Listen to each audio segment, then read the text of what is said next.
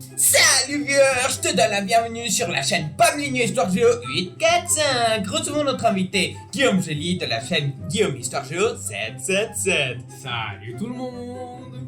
Aujourd'hui, nous allons te présenter la métropole de Madrid, car on sait que tu ne sais rien sur Madrid. Avec nous, tu ne regarderas plus la capitale espagnole de la même façon.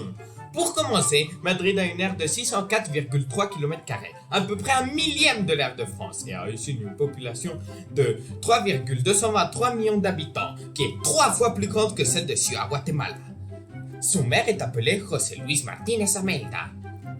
On dirait le gars du Polar Express. D'autre part, le lieu de commandement politique de Madrid est El Palacio de la Moncloa, un édifice très sobre en réalité. Et le lieu de commandement économique est El Paseo de la Castellana. Très joli, n'est-ce pas? Pour les flux universitaires, nous pouvons parler de la Universidad Complutense de Madrid. Et un exemple de flux culturel pourrait être El Museo del Prado. Finalement, le lieu dédié aux communications est la télévision espagnole. Je reviens à toi, Guillaume Histoire Géo. Merci Pablino. Je crois qu'il est très intéressant que tu saches, Fuor, que Madrid a des points très importants sur la concurrence des métropoles. La métropole a le meilleur aéroport en Europe, juste en dessus de celui de Rome, et est classée 21e comme une métropole alpha dans le classement Globalization and World Cities Research Network, par-dessus de Moscou, de Washington DC et même de Barcelone. Madrid est une ville qui est verticalisée, avec 265 immeubles, dont 4 mesurent plus de 200 mètres. Comme par exemple la Torre de Cristal, qui mesure 249 mètres, 80 mètres de moins que la Tour Eiffel.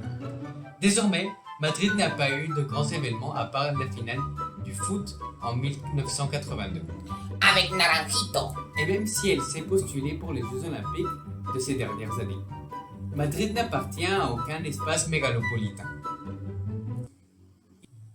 Il y a des zones de Madrid qui sont maintenant urbanisées, comme par exemple San Sebastián de los Reyes. Malheureusement, Madrid n'est pas une ville qui se libre des quartiers ségrégés. Un exemple de cela est la Cañada Real. La zone de Malsaña est une zone qui s'est gentrifiée pendant ces dernières années, et d'autres quartiers comme Villaverde ont été renouvelés aussi.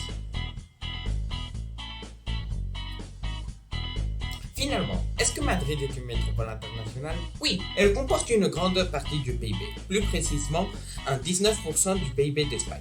Et en plus, elle est connectée avec le reste du monde, ayant une grande influence sur le monde et un très grand nombre de personnes allant dans ses musées et ses centres culturels, comme nous l'avons pu voir. D'autre part, Madrid est aussi le centre de commandement du pays, et elle comporte aussi le 7% de la population espagnole. Merci pour votre attention. Rappelez d'appuyer sur le bouton de subscribe et donnez like à la vidéo. Au revoir!